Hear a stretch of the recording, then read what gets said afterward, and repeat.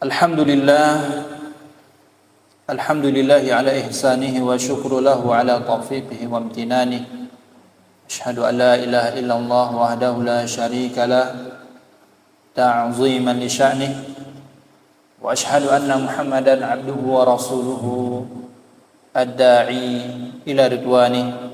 Allahumma salli wa sallim ala nabiyyina Muhammad wa ala alihi wa ashabihi wa man tabi'ahum bi ihsanin ila yaumiddin, amma ba'd. Kaum muslimin wal muslimat rahimani wa rahimakumullah, kembali kita bersyukur kepada Allah Azza wa Jal atas segala nikmat, limpahan rahmat kasih sayang Allah yang senantiasa Allah curahkan kepada kita semua, sehingga pada kesempatan malam hari ini kita masih diberikan kesempatan oleh Allah, masih diberikan kesehatan oleh Allah Subhanahu wa taala untuk kita bisa duduk di majlis ilmu di rumah Allah Subhanahu wa taala dalam rangka tentunya mendengarkan firman Allah Subhanahu wa taala dan sabda Rasulullah sallallahu alaihi wasallam, dan kita memohon agar diberikan keistiqomahan untuk bisa belajar dan mengamalkan apa yang sudah kita pelajari. Salawat beriringkan salam semoga senantiasa tercurahkan kepada junjungan kita, Nabi kita yang mulia Nabi Muhammad sallallahu alaihi wasallam, dan juga kepada keluarga beliau, istri-istri beliau, putra-putri beliau, sahabat-sahabat beliau yang mulia, serta orang-orang yang senantiasa berpegang teguh dengan petunjuknya sampai datangnya hari kiamat kelak. Kaum muslimin wal muslimat wa banati a'azanallahu wa iyyakum jami'an. Pada kesempatan pertemuan kita pada kesempatan kali ini, kita akan membahas salah satu risalah yang ditulis oleh ustadz kita, yaitu Ustadz Firanda Andirja hafizahullahu ta'ala, dengan beliau memberikan judul risalah beliau ini 10 sebab penggugur dosa.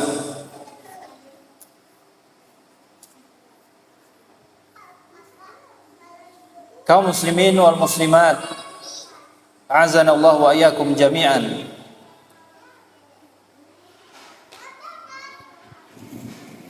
Ketahuilah bahwasannya dosa adalah sumber malapetaka, baik di dunia maupun di akhirat. Dosalah yang membuat seseorang binasa, baik di dunia maupun di akhirat. Allah Subhanahu wa taala tegaskan di dalam surat Asy-Syura ayat yang ke-30, Allah berfirman, "Wa ma asabakum min musibatin fabima kasabat aydikum wa ya'fu an katsir." Allah berfirman, dan musibah apapun yang menimpa engkau adalah disebabkan oleh perbuatan tangan engkau sendiri. Wa ya'fu an katsir. Dan Allah Subhanahu wa taala memaafkan banyak dari kesalahan.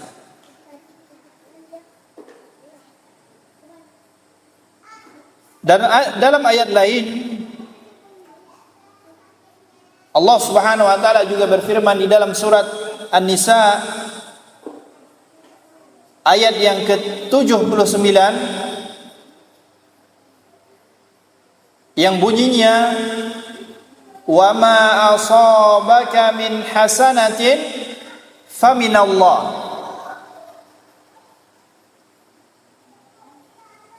wa ma asabaka min hasanatin faminallah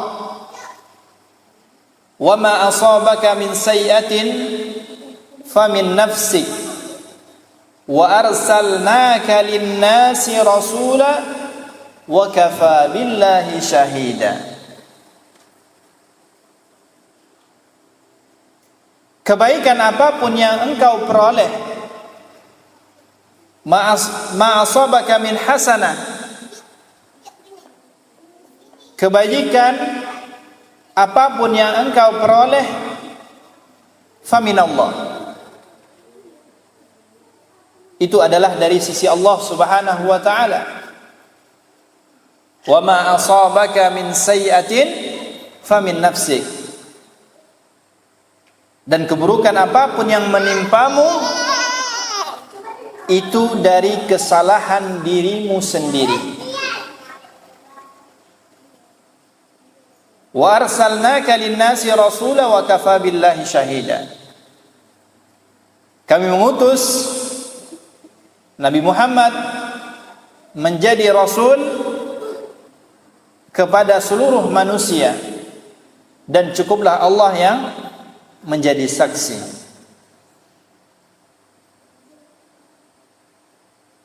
Maka ketahuilah kaum muslimin dan muslimat yang dimuliakan Allah Subhanahu wa taala bahwasannya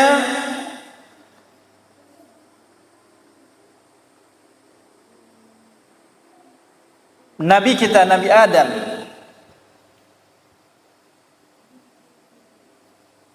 alaihi salam, dan ibunda Hawa, mereka berdua dikeluarkan oleh Allah Subhanahu wa taala dari surga disebabkan oleh dosa yang mereka lakukan.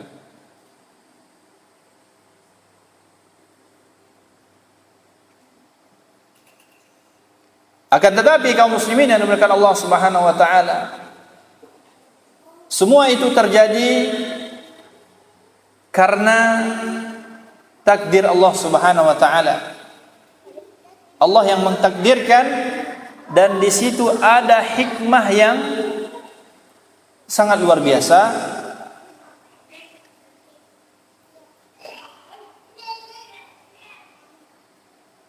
Kemudian kaum muslimin yang dimuliakan Allah Subhanahu wa taala,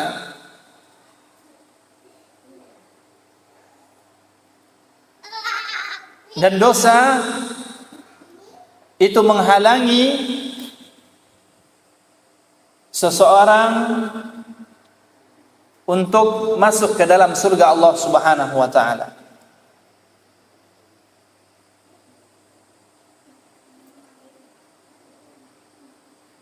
Dan seorang tidak akan bisa masuk ke dalam surga Allah Subhanahu wa taala apabila dosanya masih ada. Maka ketika seseorang hendak masuk surga Allah Subhanahu wa taala, maka harus dibersihkan terlebih dahulu. Dan di antara cara membersihkan dosa seseorang adalah ketika dia masih membawa dosa-dosanya ke akhirat, maka siksaan-siksaan yang dia rasakan selama perjalanannya menuju kampung akhirat itu adalah untuk meringankan dosanya. Di antaranya ada hadis yang menjelaskan tentang seseorang yang melalui atau melewati jembatan Siratal Mustaqim atau jembatan Sirat. Kemudian digambarkan dalam hadis tersebut ada yang tercabik-cabik badannya dan dia berjalan sambil merangkak. Dan ini adalah bentuk pengguguran dosa.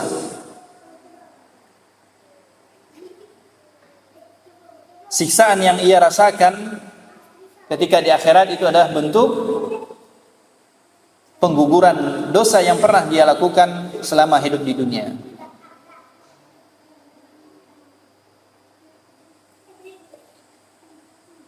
Kaum muslimin yang dimuliakan Allah Subhanahu wa taala,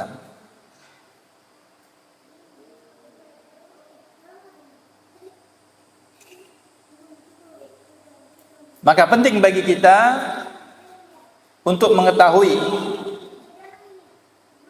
dan mengenal perkara-perkara apa saja yang bisa menggugurkan dosa kita,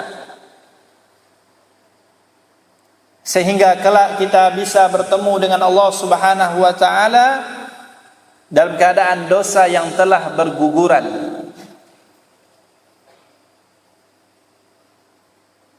Dan Allah memasukkan kita ke dalam surga secara langsung.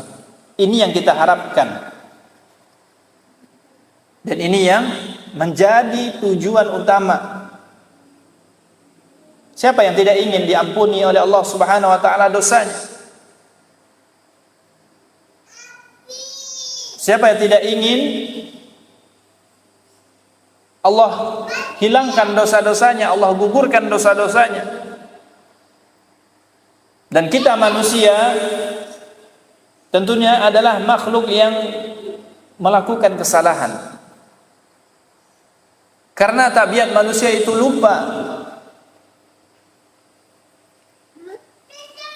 Ditambah lagi jiwa seseorang yang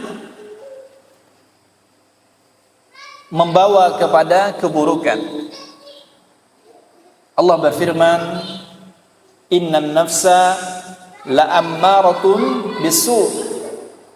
Sesungguhnya jiwa ini mengajak kepada keburukan.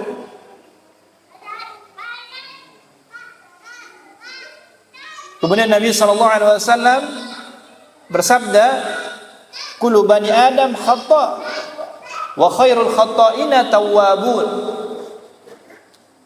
Anak cucu Adam itu melakukan kesalahan, dan sebaik-baik orang yang melakukan kesalahan adalah orang yang bertaubat. Kemudian diungkapkan oleh para ulama kita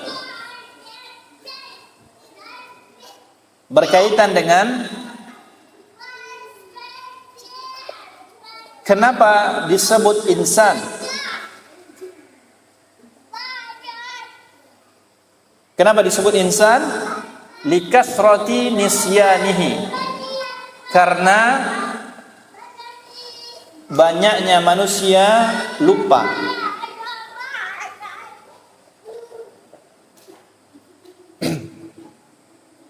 Kaum muslimin yang dimuliakan Allah Subhanahu wa taala,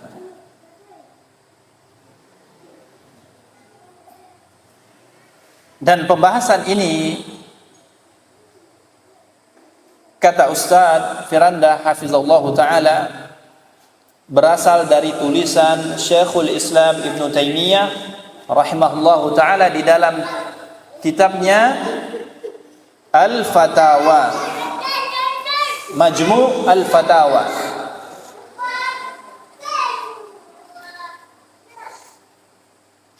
Beliau Syekhul Islam Ibn Taimiyah menyebutkan di dalam kitabnya Al-Majmu' Al-Fatawa 10 sebab penggugur dosa seseorang.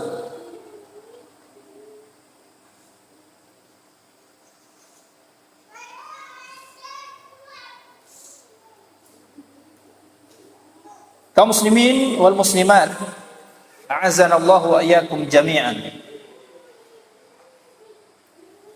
Berkata Syekhul Islam Ibnu Taimiyah rahimahullahu taala di dalam kitabnya Majmu' al-Fatawa,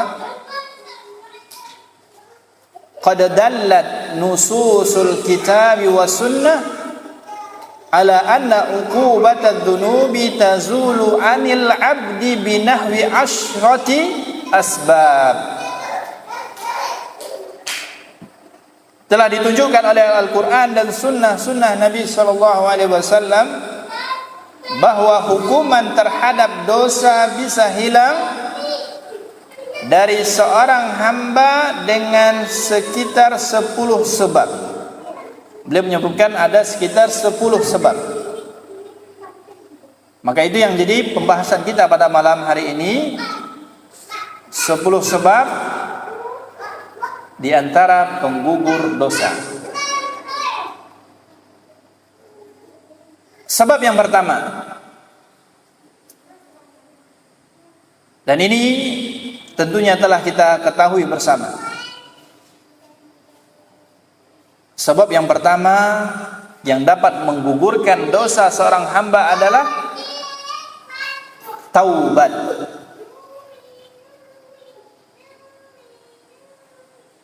Dan perkara taubat adalah perkara yang disepakati oleh para ulama. Para ulama tidak berselisih pendapat dan sepakat bahwasannya penggugur dosa adalah taubat.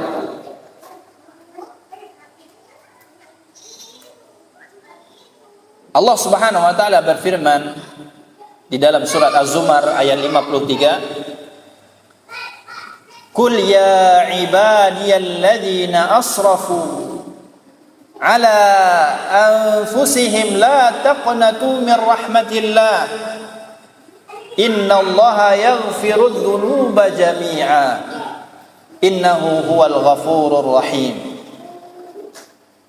Katakanlah, kata Allah Subhanahu wa taala, wahai hamba-hambaku yang melampaui batas terhadap diri mereka sendiri, la taqnatu min rahmatillah, janganlah kamu berputus asa dengan rahmat Allah.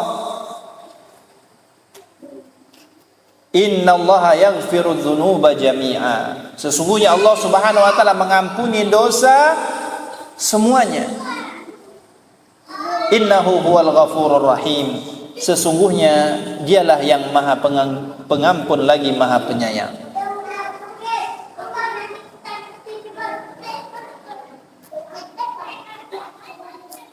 Maka tidak mungkin bagi seorang yang menjalani kehidupannya di dunia ini tanpa dosa, tanpa kesalahan. Sebagaimana yang kita jelaskan tadi, disebutkan, diistilahkan manusia itu namanya insan dalam bahasa Arab likathrati nisyanihi, karena sering lupa. Orang yang sering lupa juga sering melakukan kesalahan. Telah ditegur, ini salah, diulang lagi kesalahan. Sudah dijelaskan, oh ini salah loh, diulang lagi. Ini dia sifat manusia.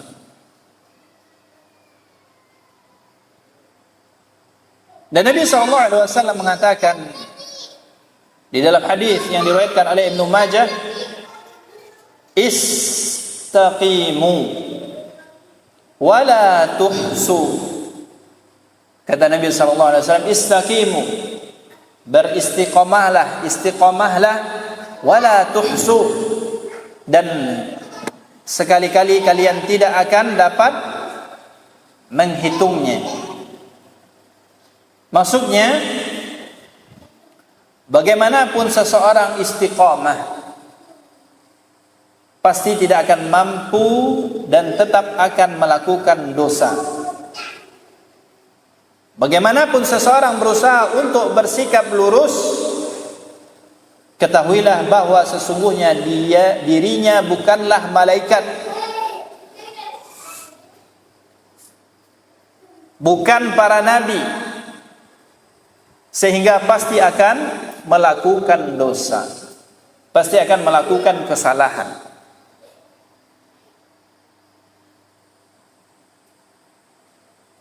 Adapun banyak ataupun sedikit melakukan dosa dan kesalahan itu tergantung diri masing-masing. Tergantung dengan keimanannya. Dan terlebih lagi kaum muslimin yang dimuliakan Allah Subhanahu wa taala. Kita hidup di zaman sekarang ini penuh dengan cobaan. Penuh dengan fitnah. Kalau dulu kita merasakan, apalagi orang tua kita zaman dahulu, dosa itu baru nampak ketika di luar. Namun di zaman kita saat sekarang ini, melakukan dosa bisa di rumahnya, dimanapun dia bisa. Ini keadaan kita pada zaman saat sekarang ini yang perlu kita waspadai.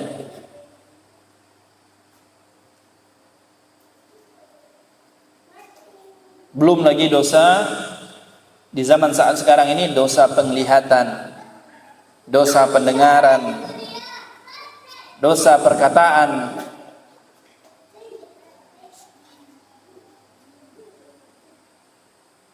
Dan apabila ada seseorang pemuda atau pemudi, ia bisa selamat dari dosa pemandangan di zaman saat sekarang ini, kata Ustaz Firanda di sini, kalau ada seorang pemuda yang selamat dari dosa penglihatan pada zaman saat sekarang ini, maka dia adalah wali di antara wali-wali Allah. Saking apa? Saking sulitnya seseorang untuk menghindar dari dosa pemandangan, penglihatan. Di luar rumah bisa lihat dia terlihat. Atau kalau misalkan di luar rumah terjaga lingkungan di luar rumahnya, tapi dalam rumahnya melalui HP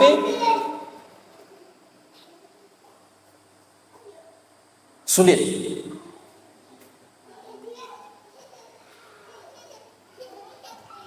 Maka seseorang yang terjerumus ke dalam dosa, maka hendaknya dia segera bertobat kepada Allah Subhanahu wa taala, kembali kepada Allah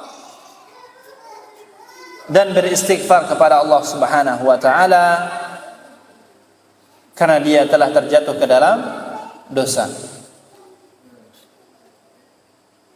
Nabi sallallahu alaihi wasallam menggambarkan dalam hadis, qadima 'ala an-nabi sallallahu alaihi wasallam sabyun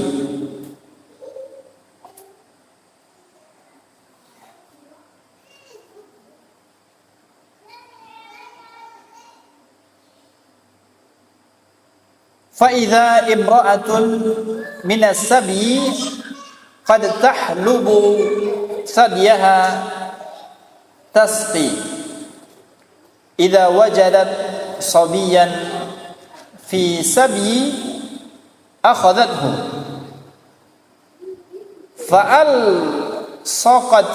فَأَلْصَقَتْهُ بِبَطْنِهَا وَأَرْضَعَتْهُ فقال لنا النبي صلى الله عليه وسلم أترون هذه طارحة ولدها في النار قلنا لا وهي تقدر على ألا تطرحه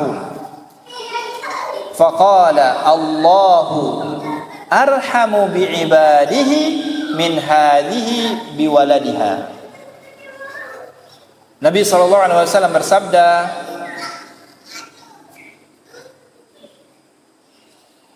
Nabi pernah didatangi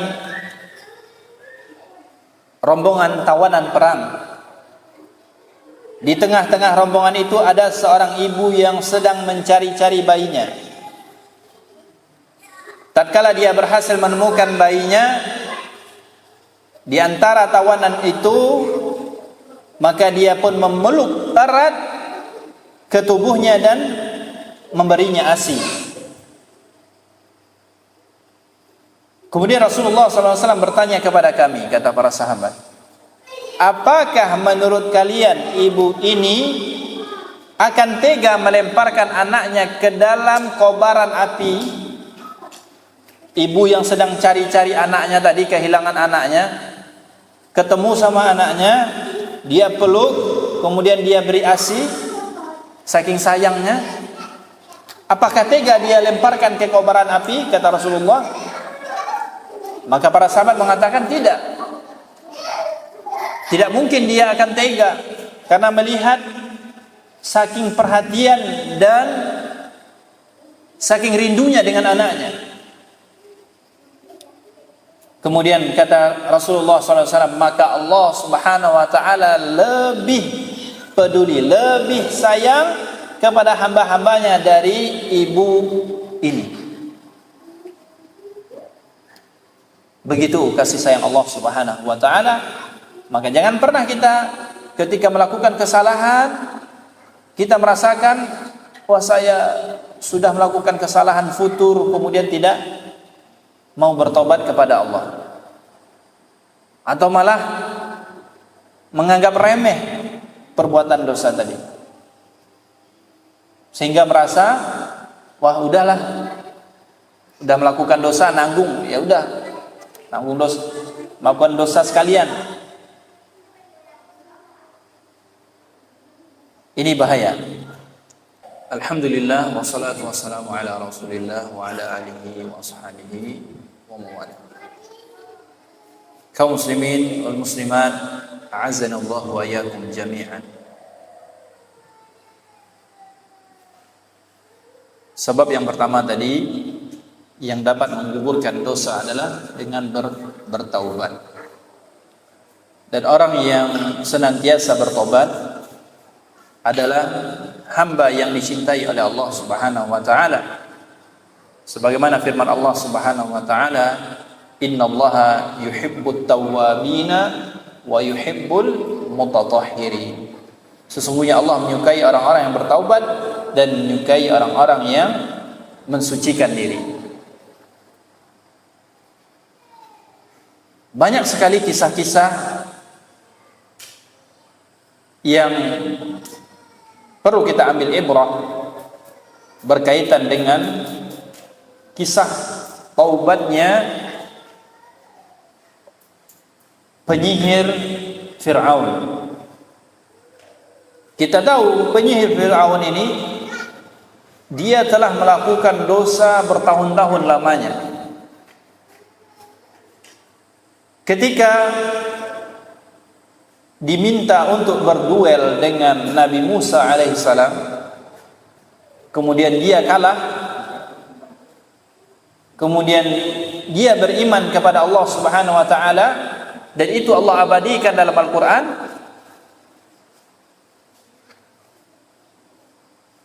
Kemudian setelah itu Fir'aun membunuhnya,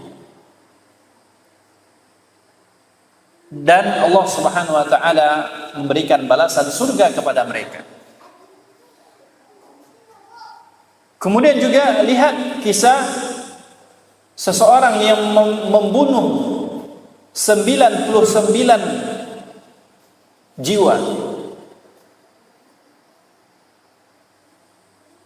Jadi genap 100 ketika dia bertanya kepada ahli ibadah. Ahlul ibadah itu mengatakan bahwasanya engkau telah bermaksiat, telah berdosa, Allah tidak akan mengampuni engkau. Kemudian dibunuh.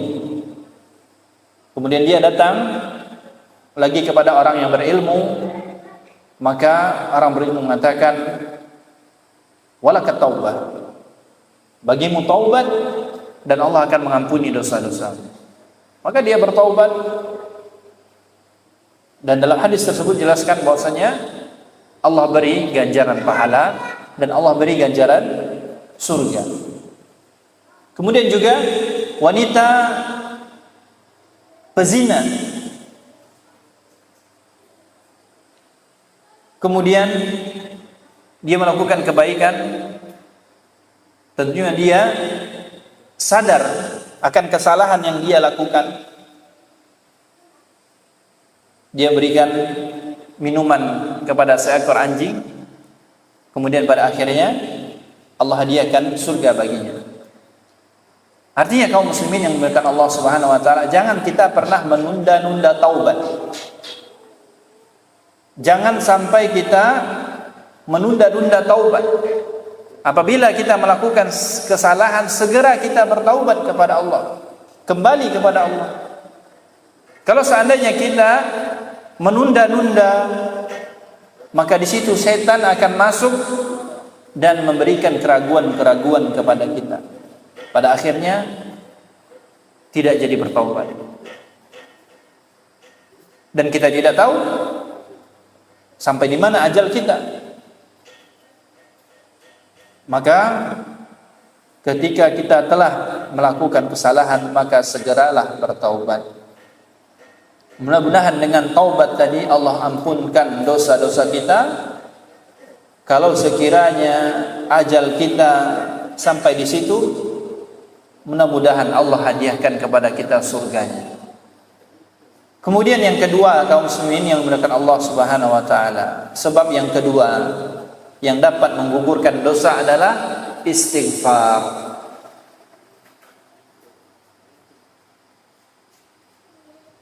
Istighfar ini dari kata istaghfara yastaghfiru, istighfaran, yang artinya adalah talabal maghfirah, meminta maghfirah. Apa maksudnya maghfirah? Maghfirah ini berasal dari kata mighfar, yang artinya penutup kepala, yang biasa orang gunakan ketika berperang. Penutup kepala yang dari besi, yang dia gunakan ketika perperangan, supaya melindungi kepalanya dari pedang.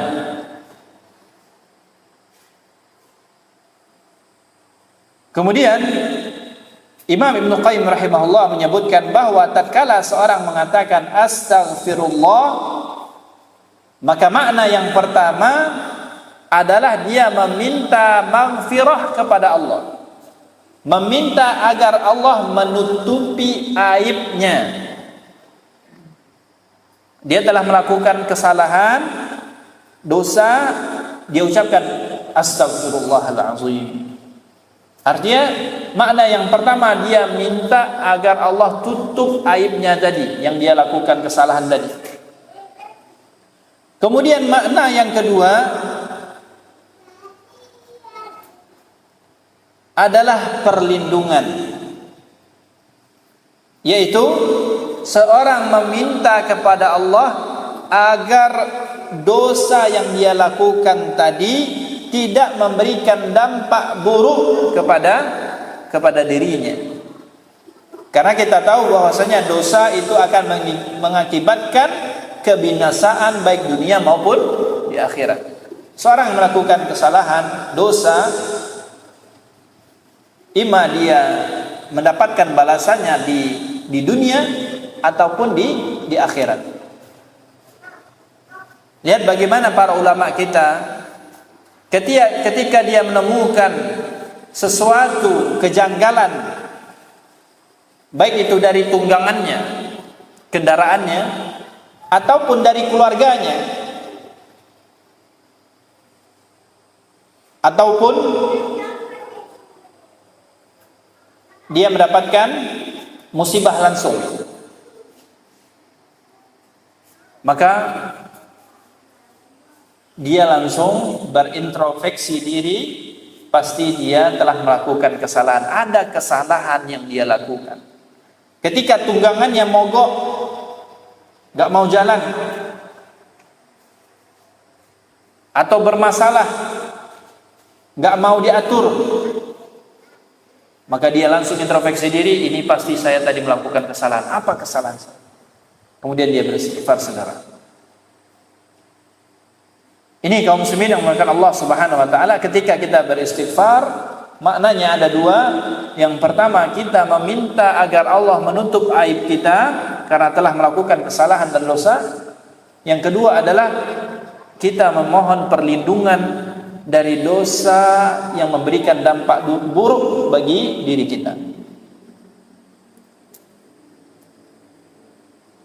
Kemudian kaum muslimin yang dimuliakan Allah Subhanahu wa taala, Nabi kita bersabda, tuba liman wajada fi sahifatihi istighfaran katsiran.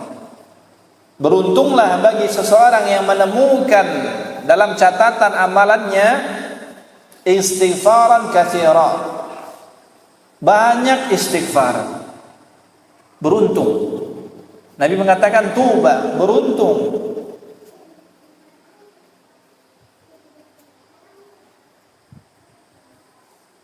Kaum muslimin wal muslimat, a'azanallahu wa iyyakum jami'an.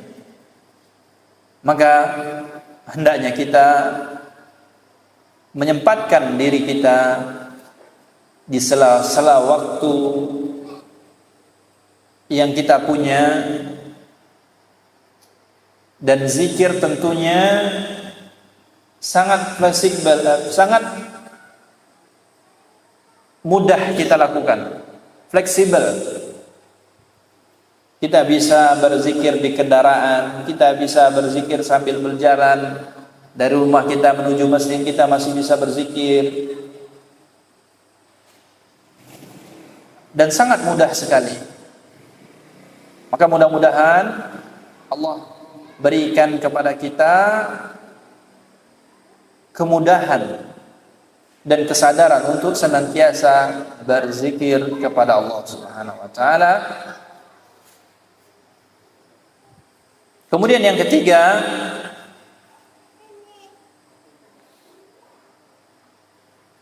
yang dapat menggugurkan dosa adalah amalan saleh, amal kebaikan.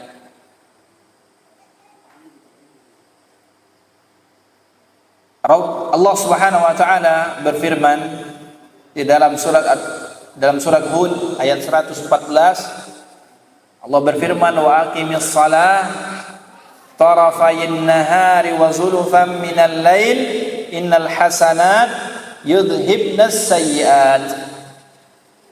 Dan laksanakanlah salat pada kedua ujung siang, pagi dan petang, dan pada bagian permulaan malam. Perbuatan baik itu menghapuskan kesalahan-kesalahan. Itulah peringatan bagi orang-orang yang mengingat Allah Subhanahu wa taala. Dan di dalam hadis sahih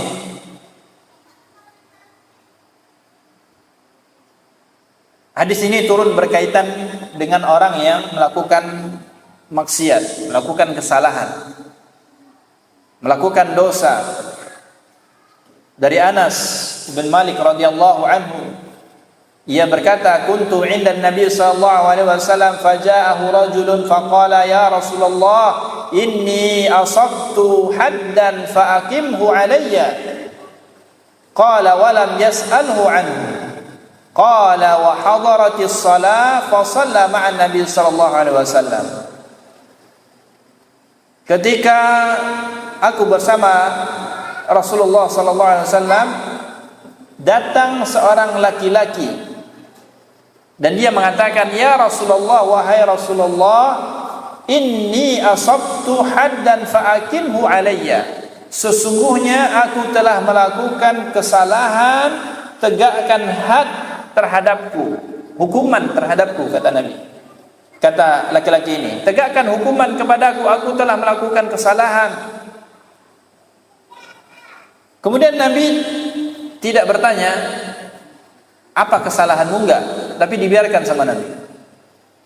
Dibiarkan. Kemudian wa hadaratis shalah. Kemudian ditegakkan salat. Kemudian laki-laki ini salat bersama Nabi. Falamma qada Nabi sallallahu alaihi wasallam as-salata, setelah Nabi sallallahu alaihi wasallam telah selesai melaksanakan salat, qama ilaihi ar-rajulu faqala ya Rasulullah inni asabtu haddan fa'akim fiyya kitaballah. Setelah selesai salat, datang lagi laki-laki tadi yang melakukan dosa tadi, maksiat. Wahai Rasulullah, aku telah melakukan dosa. Tegakkan had sesuai dengan kitabullah. Kemudian baru Nabi SAW bersabda, Alaysa qad sallaita ma'ana? Bukankah engkau telah salat bersama kami? Kata Nabi. Qala na'am. Kemudian laki-laki itu mengatakan, iya. Qala, kemudian Rasulullah SAW bersabda, fa inna Allah qad ghafarallahu laka dzambak. Maka sesungguhnya Allah telah mengampuni dosa-dosamu, telah mengampuni dosamu, telah mengampuni kesalahanmu. Lihat bagaimana Nabi SAW bersikap ya terhadap orang yang melakukan kesalahan.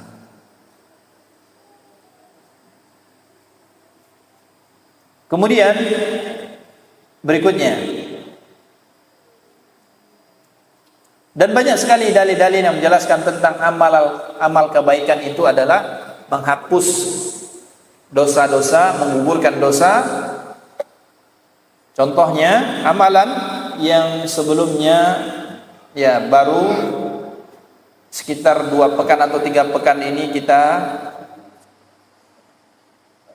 lewati ya, lalui, yaitu puasa Ramadan. Sebagaimana dalam hadis Nabi SAW bersabda, man shama Ramadhana imanan wa ihtisaban ghufira lahu ma taqaddama bi dzambi. Barang siapa yang berpuasa dengan iman dan mengharapkan pahala di sisi Allah, ghufira lahu ma taqaddama min dzambi, maka Allah akan ampuni dosa-dosanya yang telah lalu. Dan banyak sekali hadis-hadis yang menjelaskan tentang amalan saleh itu dapat menghilangkan, menggugurkan dosa. Kemudian yang keempat yang dapat menggugurkan dosa seseorang adalah doa kaum mukminin kepadanya, doa orang-orang yang beriman kepadanya. Doa orang-orang yang beriman kepadanya itu dapat menggugurkan dosa. Dan contoh akan hal ini adalah doa ketika salatul janazah. Salatul janazah,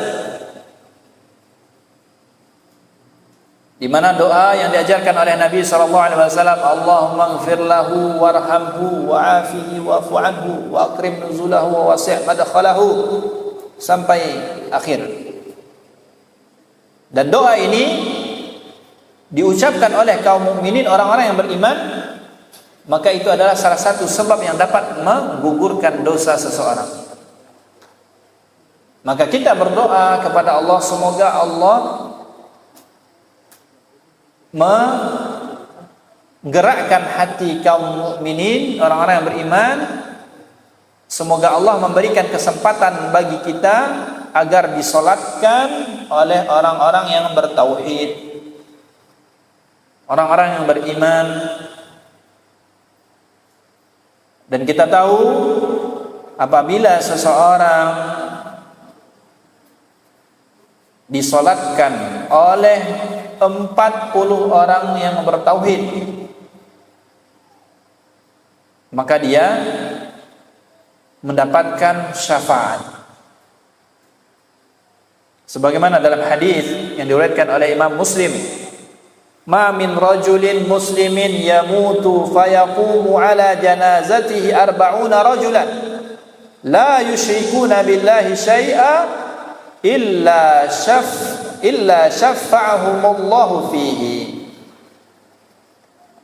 Tidaklah seorang muslim meninggal dunia dan disolatkan oleh lebih dari 40 orang yang mana mereka tidak menyekutukan Allah, niscaya Allah akan mengabulkan doa untuknya. Artinya doa orang-orang yang bertauhid itu sangat membantu seseorang yang meninggal dunia. Kemudian kaum muslimin yang dimuliakan Allah Subhanahu wa taala, sebab yang kelima. Sebab yang kelima adalah orang yang beramal saleh untuknya setelah dia meninggal dunia. Dia telah meninggal dunia, tapi ada orang-orang terdekatnya yang beramal saleh untuknya. Seorang yang jika telah meninggal, dia bisa mengambil manfaat dari beberapa sisi. Imam Syafi'i berkata, ada 3 perkara yang seorang mayit diikutkan pahalanya dari perbuatan orang lain. Yang melakukan ini orang lain, tapi si mayit juga dapat pahala. Apa itu? Yang pertama adalah haji yang ditunaikan untuk mayit, atau yang kita kenal dengan badal haji. Kemudian yang kedua, harta yang disedekahkan atas namanya. Ini sedekah atas nama ibu saya fulanah, dapat pahalanya. Atau doa. Doa. 3, ya, kata Imam Syafi'i. Kemudian dalam hadis yang sering kita dengar, idza matal insan inqata anhu amaluhu illa min thalatha. Apabila anak cucu Adam atau seorang manusia meninggal dunia, maka terputus amalannya kecuali 3 hal. Yang pertama adalah sedekah jariyah. Yang kedua adalah ilmu yang bermanfaat. Kemudian yang ketiga anak saleh yang mendoakannya. Dan ciri anak-anak saleh adalah anak yang mendoakan orang tuanya. Karena Nabi SAW menyebutkan di sini, awwaladin salihin yad'ulah, atau anak yang saleh yang mendoakannya. Artinya di sini ciri anak saleh adalah anak yang mendoakan kedua orang tuanya.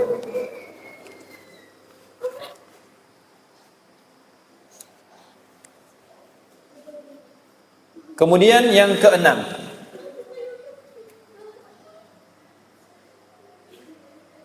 adalah syafaat Nabi sallallahu alaihi wasallam. Syafaat Nabi itu dapat menggugurkan dosa kaum muslimin. Dan tentunya untuk mendapatkan syafaat Nabi, seseorang harus di belakang. Ya. Ya.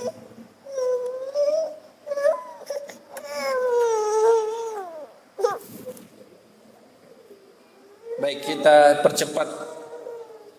Yang keenam tadi syafaat Nabi.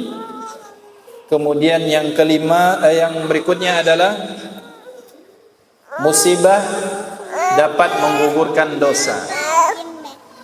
Musibah dapat menggugurkan dosa.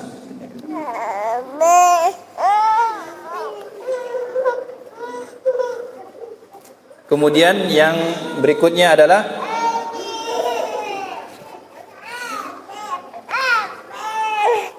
Jim, kenapa ini? Umi di belakang, ke belakang.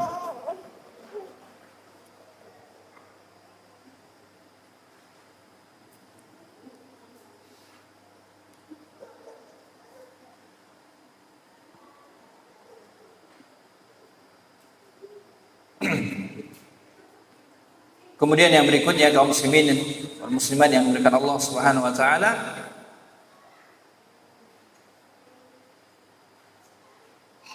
penghimpitan dalam kubur dapat menggugurkan dosa.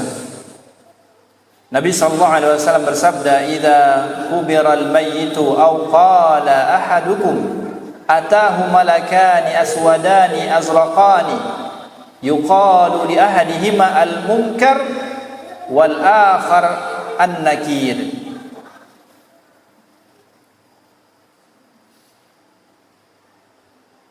Apabila mayit atau salah seorang dari kalian sudah dikuburkan, dia akan didatangi dua malaikat berwarna hitam dan biru. Salah satunya bernama Munkar dan yang lainnya bernama Nakir. Hadis diriwayatkan oleh Imam At-Tirmidzi.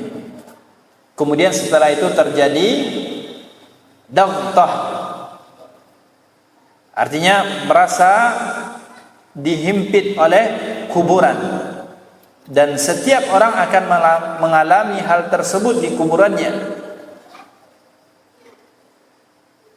Ditegaskan oleh Nabi sallallahu alaihi wasallam, "Inna lil qabri daghtah walau kana ahadun najiyan minha naja minha Sa'd bin Mu'adz." Sungguhnya di dalam kubur ada himpitan, tekanan, dan jika seorang bisa selamat darinya, maka dia adalah Sa'ad ibn Mu'adz. Cuma Sa'ad ibn Mu'adz, yang mana kita kenal dari kisahnya Sa'ad ibn Mu'adz ketika beliau meninggal syahid, arsy Allah bergetar.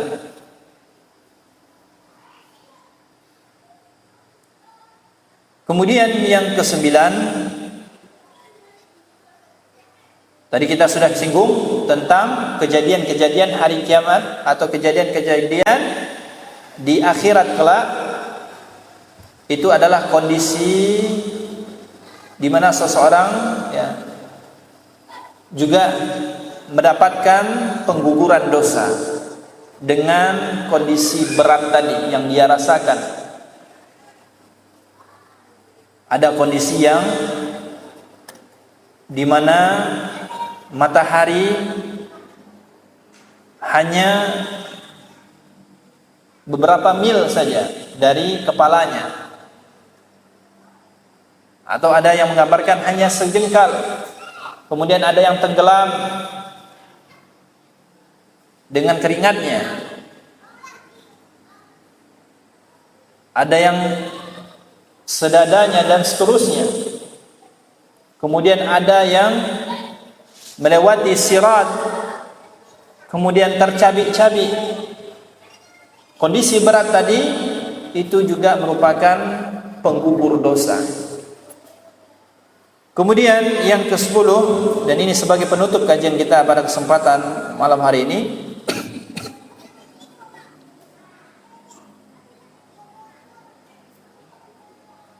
rahmat dan ampunan Allah tanpa sebab dari hamba bisa menggugurkan dosa. Maksudnya apa? Sangat mudah bagi Allah Subhanahu wa taala untuk menggugurkan dosa seorang hamba secara tiba-tiba. Karena apa? Karena kasih sayang Allah Subhanahu wa taala. Maka tadi ayat yang pertama kita bacakan, wa ma asabakum min musibatin fabima kasabat aydikum wa ya'fu an katsir. Dan musibah apapun yang menimpa engkau adalah disebabkan perbuatan engkau sendiri, dan Allah memaafkan banyak dari kesalahan. Dan ini menunjukkan bahwa tidak ada sebab khusus untuk Allah mengampuni kesalahan seorang hamba, akan tetapi rahmat dan ampunan tersebut diberikan karena kasih sayang Allah Subhanahu wa taala kepada seorang hamba. Demikianlah kaum muslimin yang dimuliakan Allah Subhanahu wa taala, pembahasan kita pada kesempatan kali ini mudah-mudahan bermanfaat, mudah-mudahan kita termotivasi untuk senantiasa melakukan kebaikan, karena kita tahu kita manusia tentunya tidak luput dari kesalahan dan dosa. Maka senantiasa kita perbaiki diri, bertaubat kepada Allah, beristighfar dan melakukan amalan-amalan saleh agar kita bertemu dengan Allah Subhanahu wa taala dan dosa-dosa telah digugurkan. Demikian, mari kita tutup dengan membacakan doa kafaratul majlis. Subhanakallahumma bihamdika asyhadu an la ilaha illa anta astaghfiruka wa atubu ilaik. Assalamualaikum warahmatullahi wabarakatuh.